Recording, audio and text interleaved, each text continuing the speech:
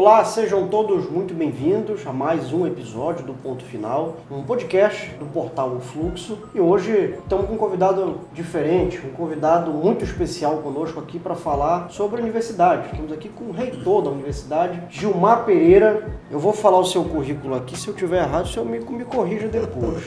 Ele agora é reitor, mas é também pedagogo com mestrado e doutorado em educação, já coordenou o campus da UFPA em Cametá. Na consulta entre professores, técnicos e estudantes, a chapa venceu com 62% dos votos. Foi nomeado para o quadriênio de 2024 a 2028 pela Presidência da República. Antes de ser reitor, também foi vice-reitor e agora está nessa missão. Errei alguma coisa ou está tudo certo? Seja bem-vindo. Tudo bem. Obrigado. Obrigado. Olha, para a gente começar, eu vou fazer uma pergunta muito básica, porque enquanto a gente grava essa entrevista, no último dia 15, você completou um ano de gestão à frente da universidade. Num balanço rápido, quais têm sido as suas principais dificuldades? Faça um balanço para a gente de como tem sido esse ano à frente da universidade. Ok, obrigado pelo convite para conversar sobre a UFPA. É sempre muito bom falar dessa instituição que nos acolhe, que nos fascina tanto. A UFPA, pelo seu tamanho e pelo que ela representa, ela em si já é um grande desafio, mas ela é também objeto da resolução de muitos problemas. Eu tenho muito orgulho de ser professor da UFPA, ter sido coordenador de um campus do interior, ter sido vice-reitor também da universidade por 8 anos e assumir a reitoria. É uma tarefa grande, desafiadora, é uma instituição que tem mais de 50 mil alunos, dividida em 12 campi, com os mais diversos territórios geográficos diferenciados e com uma produção científica fascinante. Hoje nós somos a segunda maior universidade federal do Brasil, a primeira é a UFRJ, e somos a terceira universidade pública. A primeira é a USP, a segunda é a UFRJ e terceiro somos nós. Somos a primeira da Panamazônia. Então, ser reitor de uma universidade dessa é compreender a responsabilidade que tem. Eu sempre digo que uma universidade deve ter como central da sua existência um plano de sociedade. Ela é um projeto de sociedade. E aí ela tem que pensar o seu ensino, a sua pesquisa, a sua extensão, pensando que ela está contribuindo para a construção de um novo projeto de sociedade. E é assim que eu encaro a universidade. Como toda a população sabe, os recursos das universidades são precários, mas a gente tem avançado significativamente. Seja em infraestrutura, seja na parte acadêmica, seja na parte dos nossos 2 hospitais, enfim, então a gente tem uma política de formação de trabalhadores e de trabalhadoras muito significativa e gostamos muito de lidar com isso. Você falou de feitos aí, você falou de problemas, eu acho que isso é até importante para a gente começar, porque quando a gente faz balanço, a gente fala muitas vezes do que está sendo feito, mas hoje, em um ano de gestão, qual é o principal gargalo da universidade? A Universidade Federal do Pará tem suas limitações, os nossos recursos são exíguos, né? Nós somos uma instituição que a gente tem chamado muito atenção para a política de investimento, porque ao contrário das universidades europeias, americanas que estão prontas, as universidades brasileiras não estão prontas. Eu tenho toda essa quantidade, mais de 160 cursos de graduação, mais de 170 de pós-graduação, mas eu preciso de infraestrutura para esses cursos. Eu preciso de mais professores, de mais técnico, eu preciso de equipamentos para laboratórios. A gente tem cursos de engenharia da computação, de engenharia elétrica e todas as demais engenharias, mas os equipamentos ainda precisam ser mais refinados. Precisa ter mais equipamentos. A estrutura que a gente tem, ela é limitada e vai continuar sendo, porque como a gente tem uma responsabilidade de fazer educação pública, e a gente diz que todo mundo tem direito à educação pública e defende isso, mas a gente não tem estrutura e nem recurso para ter todo mundo que queiram estar na educação pública dentro das universidades. Então a gente tem limite e vai continuar tendo. Por isso que a gente tem o Enem, por isso que a gente tem os processos seletivos, porque senão todo mundo entraria estariam na universidade. Então, um dos grandes gargalos é a capacidade nossa de receber as pessoas na quantidade que precisa. Você falou num ponto até interessante, essa questão dos investimentos, né, de como lidar com isso. Não dá para copiar modelos. Eu nem sei se isso é possível, até fica aqui uma própria indagação. É possível que a universidade receba investimentos privados para ajudar na manutenção? Porque você pega, por exemplo, universidades dos Estados Unidos, visitei uma em Indiana, chamada Taylor University, tem a Anderson. Essa Anderson, inclusive, quem é o reitor é um ex-diretor do FBI. Então, essas universidades, elas basicamente funcionam com recurso privado, né? Que você acha doadores para ajudar na universidade. Esse tipo de modelo, ele pode ter vida dentro do Brasil? Como é que funciona? Qual é a sua Eu posição? acho que já tem algumas coisas, já tem algumas experiências. Eu não sei se vocês acompanharam, mas nós inauguramos agora a primeira parte do Mercedário, que é uma obra grande, um recurso em torno de, que é restauro, em torno de mais de 40 milhões, e grande parte desse recurso é privado. A gente tem investimento da Vale do Rio Doce, tem investimento do BNDES, que é captado também de empresas privadas. Então, o problema é a gente ter uma cultura certo. De que a iniciativa privada compreenda a importância e o papel que ela tem. Mas mesmo assim, no Brasil, os orçamentos para essa questão é limitado. Você não tem como garantir para uma universidade como a nossa, que tem 85% de pobres, você garantir que o recurso de financiamento sejam exclusivamente privados. A gente sempre está aberto, tem um diálogo com a iniciativa privada, com a Federação das Indústrias do Estado, com o Senai, com o Senac. A universidade é pública e aberta, mas isso, a intencionalidade de apoios ainda é muito limitado. Mas há uma possibilidade, então, de que isso se estenda, Sim. pessoalmente. Sim. A universidade aceita apoios, dialoga. Nós temos um curso de engenharia de petróleo em Salinópolis e uma parte dos recursos é de apoio de empresas privadas. Tem também a Petrobras, que é uma empresa pública, mas é uma empresa que tem também capital privado, tem financiamentos em laboratórios. O pessoal da geologia, da geociência, também tem apoio de capital privado, apesar de ser limitados, mas tem também apoio, sobretudo para pesquisa e alguma coisa na área, muito menos na área de ensino, mas muito mais na área de pesquisa. Uma curiosidade, você ficou como vice-reitor por alguns anos? 8 anos. 8 anos, na minha cabeça eram 7. 8. Foram 8. Nesses 8 anos aí, você já que se acostumou com a pressão de estar na direção, sair de vice-reitor para reitor, muda apenas a cadeira ou a pressão aumenta? Você já está acostumado com essa pressão? Muda muito mais, assim. O vice-reitor é o substituto do reitor. Então é o seguinte, quando tem alguma questão mais séria, ele vai ter que destinar para o reitor. Então o reitor tem uma responsabilidade muito maior. É com ele que é tratado todas as questões. E eu acho que a gente muda bastante. Essa experiência de vice-reitor tem uma coisa legal, que é o seguinte, eu não posso dizer que não conheço a universidade. Quem ficou 8 anos aqui... Já sabe tudo, né? Você tem uma noção do todo, né? Você é um clínico geral. Você sabe o que tem no Instituto de Tecnologia, você sabe o que tem na educação, você sabe o que tem na filosofia e ciências humanas, você sabe o que tem nas ciências exatas e naturais, você sabe como é que está cada campus. Eu tenho uma experiência muito grande nos campos do interior. Eu comecei a dar aula nos campos do interior, coordenei campus, o campus de Cametá, também por 8 anos, então tenho um conhecimento da universidade que eu acho que isso é fundamental. Eu tenho maior alegria de ter sido vice-reitor, porque com certeza eu teria muito mais dificuldades se eu tivesse que começar do zero esse processo, né? Então eu convivi com todas as dificuldades, que foram de muitas naturezas. Eu já ia falar que os últimos 8 anos tiveram diversas turbulências. Teve governos diferentes, teve a situação do impeachment da presidente Dilma, teve o presidente Temer, teve o presidente Bolsonaro, teve o governo Lula agora. Então, eu convivi com todas essas dinâmicas e convivi de dentro, porque um reitor, um vice-reitor,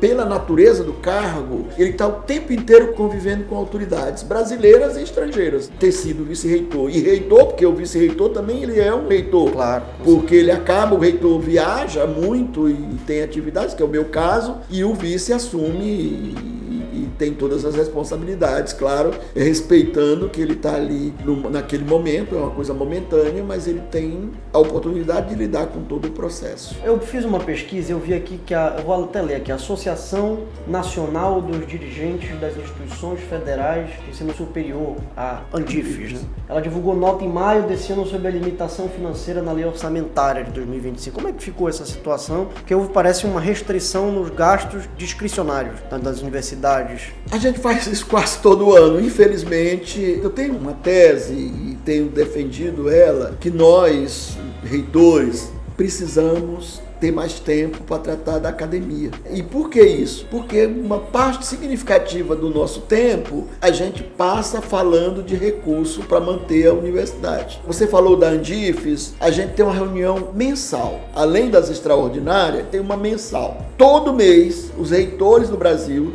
das universidades federais, se reúnem em Brasília ou de forma extraordinária em algum lugar, como foi o caso que nós nos reunimos aqui em Belém, por conta da COP, nos reunimos em setembro, a reunião de setembro foi aqui em Belém, mas a gente reúne todo mês. E metade da reunião, a gente tem dois momentos, tem um dia à tarde que nós realizamos um seminário sobre temáticas as mais diversas, e no dia seguinte é o pleno, esse é um dia que a gente discute os problemas das nossas universidades, os problemas do Brasil, a conjuntura do Brasil.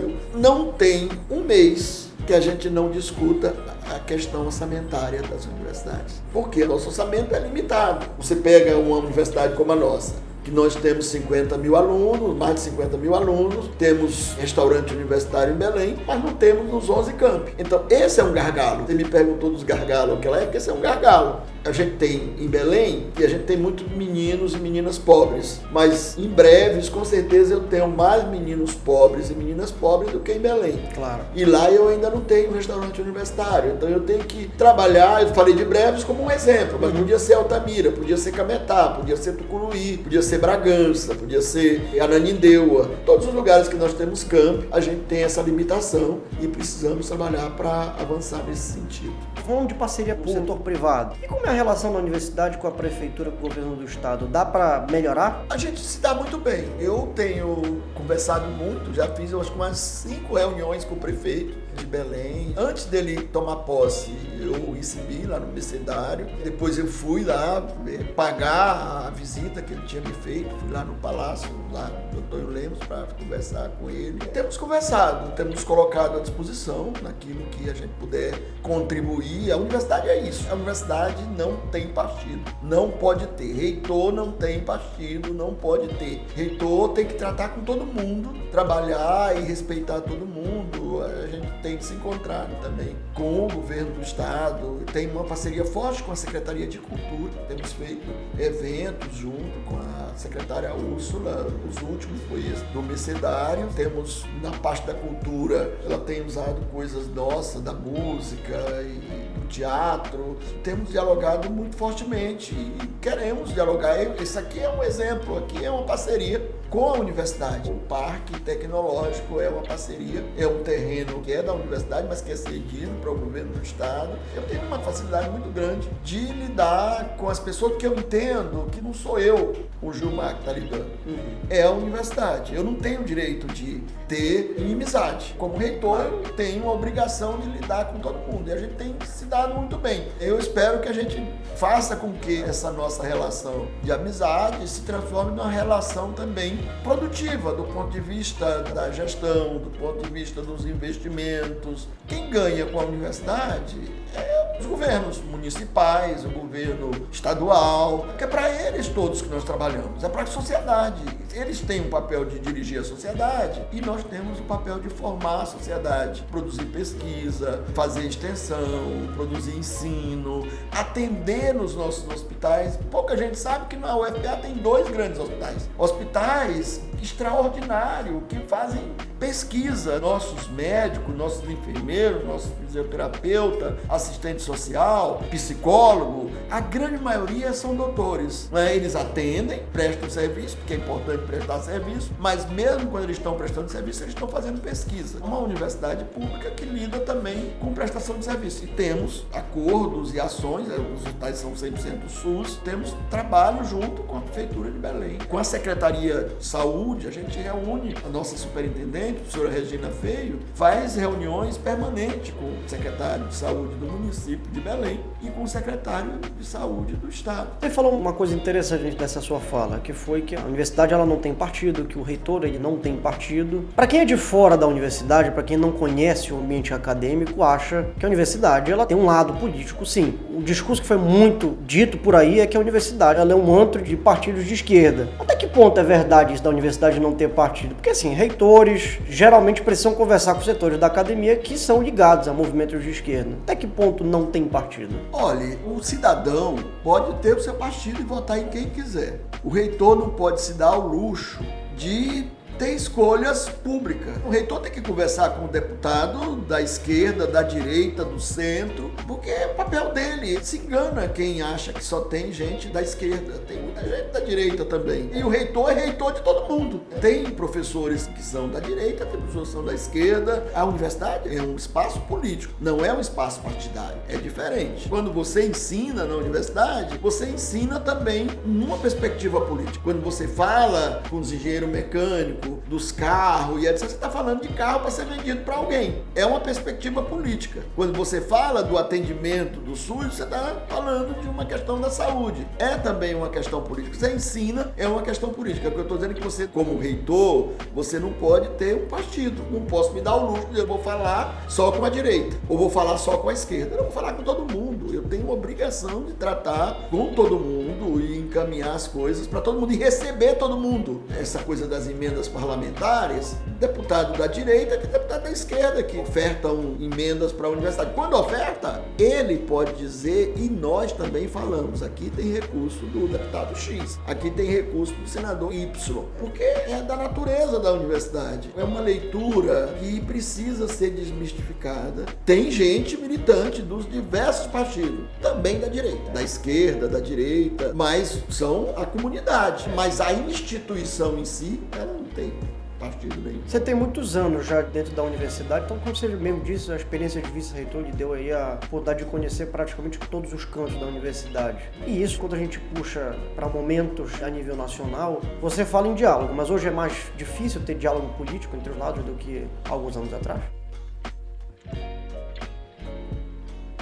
Os embates políticos e etc. eles estão mais aflorados. Mas a universidade tem a obrigação de lidar com isso e fazer o diálogo, ir para cima, na perspectiva do diálogo, que é o papel do gestor. Porque nós somos formadores. Como formadores, ninguém forma sem diálogo. A maneira de formar as pessoas é com o diálogo. Eu sou professor há mais de 35 anos e assim, o papel também do professor é desarmar. É fazer com que os sujeitos compreendam que o conhecimento, ele é fundamental. As escolhas, cada um faz a sua. Cada um tem que fazer a escolha do seu partido, da sua militância, do seu não partido, da sua religião. Tem que ser respeitado todo mundo. A gestão em si, ela não pode ter uma posição partidária. Político todos nós somos. Agora, partido é outra coisa. Para quem não conhece a universidade, conta aí pra gente uma particularidade da Universidade Federal que você acha que é interessante de quem não tem consciência nenhuma ali do ambiente do que é a Universidade Federal do Pará. O que acha que seria importante as pessoas saberem? Eu já falei de algumas coisas, né? Falei dos hospitais, nós temos uma das maiores escolas de engenharia,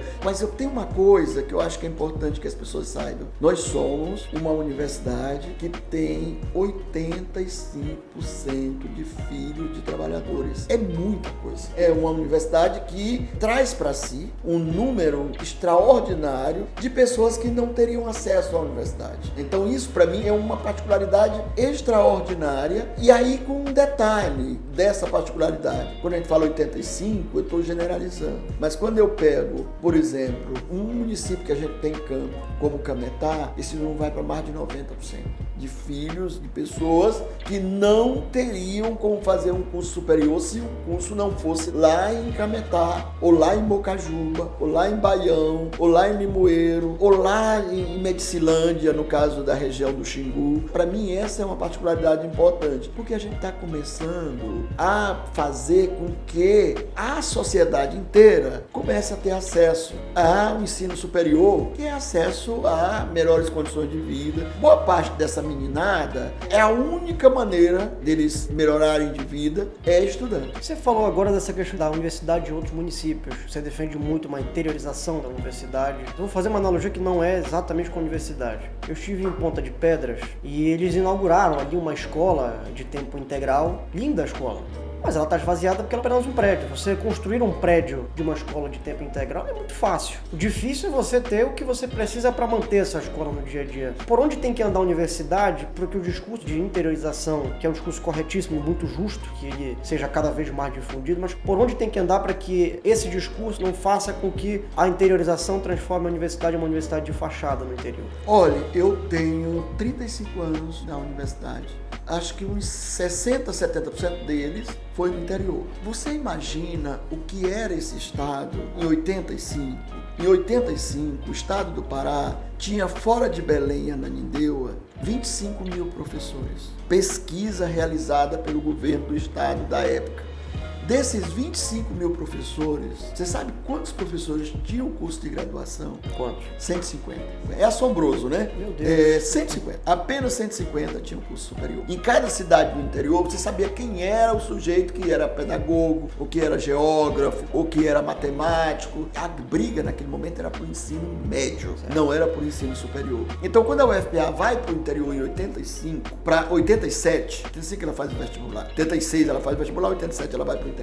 Quando ela vai para o interior dessa forma, ela vai para formar professores. E aí ela vai para 8 campi. Santarém e Marabá, que hoje são universidades, o FOPA e o Unifesp. Vai para Soure, vai para Castanhal, vai para Altamira, vai para Cametá, para Baitetuba e Bragança. Nessa ida, ela muda a cara da universidade. Se você pegar nos anos 2000, você já tinha grande parte dos professores com a graduação por conta desse trabalho. E você vai para o interior numa época em que você não tinha nada. Você não tinha estrutura. Você falou da escola. O camarada começou fazendo a escola para depois fazer o tempo integral. Nós começamos ao inverso. O reitor da época, o Seixas, o Nilson, que era pro-reitor, a Ana Tancredi, que era pro-reitora de graduação, eles arrumaram escola nesses municípios que eu falei e colocaram os cursos. Hoje, se você observar, nestas cidades todas que eu falei, o maior conjunto arquitetônico é da UFPA. Qualquer uma delas, inclusive Belém. Inclusive Belém, se você imaginar, o maior conjunto arquitetônico que nós temos é o da UFPA. Se você imaginar de um só dono, a UFPA tem o conjunto arquitetônico mais importante. As coisas normalmente começam na UFPA, os núcleos. Nós temos núcleo, além dos campos nós temos núcleo. Falei de Mocajuba, Baião, Oeiras e tal. Lá tem, a gente começou com curso para formar professores e técnicos, enfim. Negociamos com as prefeituras, tem negociações importantes e hoje temos um núcleo com prédio, com estrutura. Então, na maioria das vezes, a gente começa ofertando um curso naquela cidade. Entendi. E depois a gente com estrutura o prédio para fazer. Então, tem uma garantia grande. Eu quero lhe dizer que se tem uma coisa que é sucesso na universidade, é a oferta de cursos fora da sede Belém. E o Ministério da Educação tem sido muito parceiro de vocês? Tem feito um esforço, a gente teve Olha, muito... essa respirada funda aí é porque tem... A gente tem muitas limitações. Eu acho, e queria lhe dizer isso com muita sinceridade, porque é minha obrigação falar com sinceridade, eu acho que o Ministério da Educação, não o ministro, mas o Ministério da Educação, todos os momentos, poderia compreender melhor o papel das universidades públicas, federais, porque elas são, você imaginou, 90% das pesquisas que nós temos no Brasil é feita pelas universidades públicas. E a gente faz isso com pouco, precisava ter mais recursos, precisava ter mais equipamentos, mais garantia. Eu acho que eu tenho essa leitura e tenho dito, como reitor e como professor, que nós precisamos de mais. Mas para a universidade ter diletantismo, mas para fazer mais, para acolher mais gente. A gente pode fazer mais, nós podemos fazer, nós sabemos fazer. As universidades sabem fazer. Se você olhar, nenhuma instituição no Brasil entrega como a gente. Nenhuma. Porque se você observar, se nós recebemos uma turma de engenharia, de medicina ou de pedagogia, daqui a 4 anos para pedagogia, daqui a 5 para engenharia, daqui a 6 para medicina, a gente entrega. Eles vierem para cá, eles serão entregues para a sociedade como profissionais. A gente garante isso. Só tem essa garantia que nós, enquanto universidades e a educação de um modo geral tem. Então precisamos de mais. O Ministério dialoga, nos acompanha, nos apoia. Por que você acha que isso não acontece? Porque assim, essa é uma reclamação que ela ultrapassa o limite de quem está sentado na presidência, de vários governos. Por que você acha que é verdade. Eu acho que a gente precisa entender melhor a função da educação. É por isso que eu comecei falando com você que, para mim, a universidade tem que ser um projeto de sociedade. Então, se ela for entendida como um projeto de sociedade, como a política de Estado não pode ser de governo. O nosso problema é que a gente tem políticas de governo e não de Estado. Nós tivemos uma política marcante nas universidades federais, que foi o REUNE, um plano de reestruturação das universidades, que a gente ficou pelo menos de 2007 a 2012, 13, 14, numa situação bem razoável. Mas depois disso, a gente não teve. Então foi uma política de governo boa, mas que precisava ter continuidade e que não teve. Posso falar agora um pouquinho de COP, Reitor? A gente está às vésperas aí de um evento gigantesco. Eu sempre digo que as pessoas falam, será que a COP vai dar certo? A COP já deu certo, ela já deu. E acho que fala-se muito sobre a visibilidade que ela dá para a cidade, fala-se muito em como as pessoas podem ganhar dinheiro na COP. E uma coisa que acho que falta se falar mais é como que as universidades participam da COP. Qual vai ser o papel da UFPA durante o evento? Você começou respondendo uma coisa que eu gosto muito e que me agrada. A COP já deu certo. Na verdade, nós estamos participando porque nós dissemos que ia participar. Me lembro no começo da COP que alguém perguntou, mas vocês não são convidados. Eu disse, mas não precisamos ser convidados, nós somos daqui. Nós temos que convidar as pessoas. Eles é que são os convidados. Eles são os convidados. Eu sou reitor da maior universidade da Amazônia, estou na Amazônia, moro no Pará. Portanto, eu tenho que trabalhar o que eu vou fazer na COP. E a gente tem feito. Se você observar, nós fizemos um evento em fevereiro, 5 de fevereiro. Deu mais de 1.000 pessoas aqui do Brasil e do mundo, com a fala da ministra Marina, com fala de gente do Ministério da Educação. Depois fizemos um outro evento aí já com a CEO da COP, Ana Toni, aqui em Belém. Depois fizemos um evento importantíssimo em Manaus, que a gente levou o ministro da Presidência da República, a primeira-dama do Brasil, sabe? E entregamos uma carta, mais de 70 instituições de ciência da Amazônia. Apesar da COP, a gente dizer que a COP da ONU é do planeta, ela é também nossa. Minha leitura é mostrar o que nós, Amazônida, estamos fazendo. Eu tenho dito, e eu acho que é uma coisa legal pra gente ver, todas as COP. E o que aconteceu antes da COP, que foi a Eco 92, o centro do debate era a Amazônia. Todas. E é a primeira vez que nós temos a oportunidade de ter aqui no Pará uma COP. E aí, a gente precisa dizer para o resto do país, entender a Amazônia, dizer que a Amazônia é o centro para desenvolver a questão ambiental e etc. É muito importante, mas é muito importante vir aqui. É muito importante ver que aqui tem muitas florestas maravilhosas, tem muitos rios, muitos animais, mas tem muita gente boa. Não é à toa que você tem a segunda, a terceira maior universidade do país, com pesquisadores que pesquisam já há um bom tempo, que produzem ciência, que tem um parque tecnológico como esse que impacta as pessoas que vêm aqui. Então, pensar a COP na Amazônia, e eu sempre digo, é importante que a comunidade aqui tenha acesso a recurso para saneamento, para estrada, para museus, para cultura, é fundamental, mas isso não é o mais central. O mais central é uma mudança de paradigma, é a oportunidade da gente jogar luzes sobre a nossa região, sobre o que a gente está fazendo. Acabar com esse debate meramente conceitual. E eu não estou sendo contra conceito, porque eu sou pesquisador, sou professor, sou cientista, então como tal, eu preciso dos conceitos, mas eles sozinhos não dão conta. É necessário que a gente pense também a materialidade do processo. E a materialidade da Amazônia está nos seus territórios e dentro deles seus povos, suas florestas, seus rios e etc. Eu acho que a COP já tem dado muitos resultados. Eu falei desse evento, mas eu tenho estado em evento. Ontem mesmo eu estava em Brasília, no evento, mas tenho estado em evento em São Paulo, em evento em Portugal, em evento na França, conversado com embaixadores, com embaixadas de vários países, inclusive dos Estados Unidos, mas também vários países da África, da América Latina, porque como o processo é planetário e a gente está aqui, pessoas querem ouvir, querem conversar conosco. Eu acho que do ponto de vista acadêmico, eu posso lhe dizer que a gente tem se mobilizado fortemente. Eu já ia te perguntar, de que forma tem sido feita essa mobilização? Tem o Greenpeace, nós estamos com recurso, estamos fazendo um porto, está terminando de ser feito, que vai ter um barco de um acordo Brasil-França, a gente tem um instituto que é franco-brasileiro, que vai sair de Manaus e que vai aportar aqui em Belém. Fizemos uma entrevista coletiva com o embaixador que veio aqui para Belém, juntamente com a CAPES, está tendo financiamento da CAPES e da Embaixada da França. Também vai ser aqui esse barco, ele sai com 28 camarotes lá do Amazonas e vem parando nos espaços para fazer pesquisa e aporta aqui durante a COP. A gente tem a expectativa de receber autoridades, eles devem receber autoridades dentro desse barco. Eu vou falar assim um achismo meu, que assim, a COP, ela, infelizmente, ela é sobretudo muito política. Embora você tenha uma pauta muito relevante, que é a questão do meio ambiente, ela acaba trazendo todas as questões políticas aí para as discussões.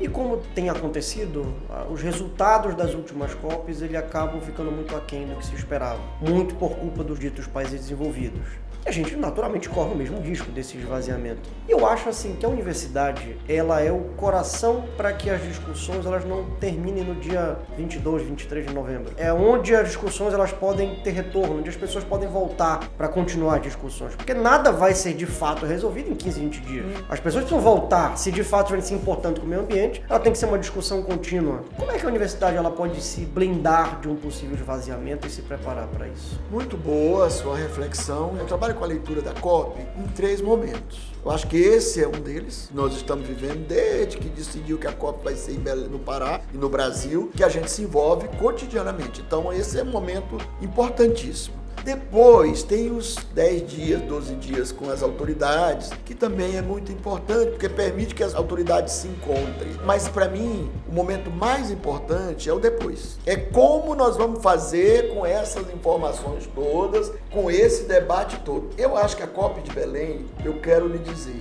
eu tenho uma impressão que vai ser uma COP histórica, porque as pessoas não se deram conta que a nossa comunidade amazônica e paraense, ela é muito envolvida e envolvente com as coisas. As pessoas estão trabalhando essa coisa da COP, que como você disse, e eu concordo com você, já está dando certo, porque as pessoas estão reunindo diariamente. Você vai na UFPA, quase que todos os institutos, núcleos e eventos têm como tema a COP. Quase todas. Eu vivo correndo para dar conta do tanto de convite que a UFPA tem sido chamada no Brasil e fora do Brasil, e aonde a gente vai, as pessoas querem saber qual é a nossa leitura sobre a COP. E aí as pessoas têm uma ilusão de que COP que não vai dar certo porque não tem no alojamento. Gente, isso é o de menos. É o de menos. A gente fez aqui Fórum Social Mundial uns anos atrás, tem feito eventos. Eu não tenho dúvida que a COP vai dar muito certo. Esse momento dos 11 dias, concordo com você. Eu quero atuar no depois. Muito. Eu estou atuando muito fortemente no agora. Para que o depois exista, é preciso que a gente construa ele agora, mas eu quero muito trabalhar para que a universidade, as universidades, uma das coisas que eu queria dizer para você, que me orgulha muito, é que a gente está junto com as 11 universidades da Amazônia. Sabe assim, a gente tem feito reuniões, encontros com as universidades todas da Amazônia, as universidades brasileiras. Para mim é um grande feito da UFPA e que eu tive a honra de ajudar a coordenar, foi trazer todos os reitores do Brasil para cá, e a gente tem conversado, além dos reitores das federais, conversado com o reitor da USP, reitor da Unicamp, os reitores das universidades estaduais todas, para que a gente possa ter um depois e que a comunidade agora tenha a oportunidade de falar da Amazônia do ponto de vista teórico, mas também do ponto de vista prático. Os governos, os cientistas, os empresários, eles vão ter a oportunidade de lidar com a Amazônia não só de ouvir falar ou de leitura de texto, vão lidar com a Amazônia vivendo a Amazônia, como a gente vive. Nós somos uma grande universidade, nós somos uma universidade ribeirinha. O nosso rio é do lado. Quando você atravessa, você tem uma ilha com populações tradicionais. A gente fala de biodiversidade, mas nós temos autoridade para falar de biodiversidade, como poucos, porque o nosso povo vive da biodiversidade desde sempre. O pessoal fala de biodiversidade como algo inventado ontem, falam de, porque é da Copa. Não, gente. Ficou moderno. Moderno. Não, isso é histórico para nós. A gente vive isso diariamente. Os nossos alunos, muitos deles atravessam o rio para vir estudar, mas os pais vivem lá produzindo óleo, pescando, colhendo castanha e etc. Então essas coisas para nós é o dia a dia. É a nossa vida. Mudando um pouquinho de assunto, Vitor, você, na sua eleição, você falava muito sobre inovação. A gente está caminhando para a parte final dessa entrevista. Nós estamos aqui num parque de inovação, no PCT do Amar. Como é que você tem feito, trabalhado em inovação dentro da universidade? O que você espera aí para os próximos anos? Quando eu assumi a reitoria, uma das coisas, logo nos primeiros meses, que a gente criou ainda entre outubro e dezembro, foi uma superintendência de inovação. Que a gente tem certeza que é um espaço extremamente necessário. E esse ano, logo no começo do ano, a gente criou o primeiro curso de inteligência artificial da Amazônia. Estamos trabalhando com isso, entender que é uma temática também importante e tenho jogado luzes para essa questão também da produção das tecnologias, inclusive do parque. O parque, um acordo ou uma associação que é dirigida pelo governo do estado, mas que a grande parte dos laboratórios são da UFPA. São 12, tem um só que não é da UFPA, os demais são da UFPA. Então, eu acho que nós precisamos, e tenho chamado atenção para isso, e quero e vou criar um escritório de projetos que eu quero criar até o final do meu mandato, que é para que a gente possa colocar a questão da inovação como central, inclusive com a intenção de captar recursos, que é o que você colocou logo no início, que a gente quer muito que a iniciativa privada esteja conosco nessas descobertas. Isso é muito importante, as pessoas saberem que a universidade está buscando incentivo da iniciativa privada para financiar projetos na área de inovação. Exato. Queremos fazer projeto de inovação, estamos dispostos a discutir inclusive as patentes, como é que a gente depois implementa esses produtos que são descobertos imediatamente em pequenas porções e consegue fazer esses produtos em escala. A universidade está à disposição, a gente tem trabalhado fortemente nisso nesse primeiro ano e queremos já no ano que vem ter algumas implementações nesse sentido. Para a gente finalizar, como você completou um ano de gestão, o que você espera que seja seu legado quando acabar seu mandato como reitor da universidade? O primeiro legado é que a gente tenha uma universidade que persiga se tornar um projeto de sociedade. Uma sociedade que forme as pessoas para o desenvolvimento do Estado, para o desenvolvimento da Amazônia e para o desenvolvimento do país. Eu acho que isso é central e deve ser a responsabilidade nossa. Ninguém começa do zero. Eu estou começando fazendo coisas que outros reitores fizeram. A interiorização, que para mim é o case de sucesso da universidade, é a interiorização. Foi ela que mudou essa lógica de pobreza que tinha o interior. E aí cabe um registro importante. Ela não foi feita sozinha. Ela foi feita com o governo do estado da época, com as prefeituras e os prefeitos da época e com a universidade. Então foi isso que mudou. Então para mim o maior case de sucesso da universidade é a interiorização. Isso que transformou o estado. Nós criamos 2 universidades, a UFOP e a Unifesp. E temos em potencial pelo menos uma meia dúzia dos nossos campos tem estatura de universidade. Então eu quero fortalecer tudo isso, quero que nesse período a gente fortaleça essa compreensão de universidade, que você disse muito bem, muita gente que está lá fora não sabe o que tem aqui dentro. Então eu acho que uma coisa central também é a comunicação. Eu tenho feito um esforço grande para conversar com a sociedade, para dar entrevista, para participar de eventos nas comunidades, porque eu acho que esse patrimônio que é a universidade, que é do povo do Pará, que é do povo brasileiro, o povo precisa saber que eles são donos desse patrimônio. Então eu acho que, além dessa coisa do projeto de sociedade, eu acho que nós pudemos, durante esse mandato, comunicar à sociedade que ela tem o patrimônio mais importante aqui, no estado do Pará, que é a Universidade Federal do Pará, a gente já fez muita coisa. Maravilha. Reitor, muito obrigado por aceitar o nosso convite. Nós estamos aqui, o Fluxo está de portas abertas. Nosso podcast Ponto Final, quando você quiser voltar, então estamos à disposição, até para divulgar as coisas da universidade, que eu acho que tem uma importância ímpar para a sociedade. Parabéns pelo ano à frente da Universidade, da UFPA, e boa sorte daqui para frente. Muito obrigado, parabéns pelo podcast, eu acho que é uma experiência importante e que com certeza será um sucesso e é uma oportunidade para a gente divulgar a ciência e divulgar as tecnologias na Amazônia. E a você que nos assistiu até agora, esse foi mais um bate-papo no podcast Ponto Final. Fica ligado, que tá vendo muito mais por aí. Até a próxima. Tchau, tchau.